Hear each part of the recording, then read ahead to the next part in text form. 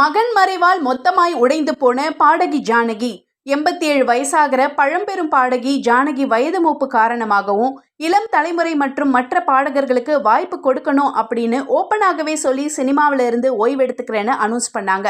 ஆந்திர மாநிலத்தை சேர்ந்த ஜானகி தென்னிந்திய நைட்டிங்கல்னு ரசிகர்களால அன்போடையும் மரியாதையோடையும் அழைக்கப்படுறாங்க. இவங்க 1959ஆம் ஆண்டு ராம் பிரசாத் அப்படின்றவரை திருமணம் செஞ்சுக்கிட்டாங்க. இந்த தம்பதிக்கு முரளி கிருஷ்ணான்னு ஒரே மகன் மட்டும்தான். அழகான இவங்க குடும்ப வாழ்க்கையை குலைக்கிற மாதிரி கணவர் ராம் பிரசாத் கடந்த 1997ஆம் ஆண்டு உயிரிழந்த நிலையில மகன் முரளி கிருஷ்ணா தான் அம்மா ஜானகியை பத்திரமா கவனிச்சுக்கிட்டாரு. இப்ப அவரும் திடீர் உடல்நல குறைவால தன்னுடைய 65வது வயதுல உயிரிழந்தது சோகத்தை ஏற்படுத்தியிருக்கு. கணவர் மறைவால வாடுற ஜானகி இப்போ ஒரே ஒரு மகனையும் இழந்து மொத்தமா உடைஞ்சு போயிருக்காங்களாம்.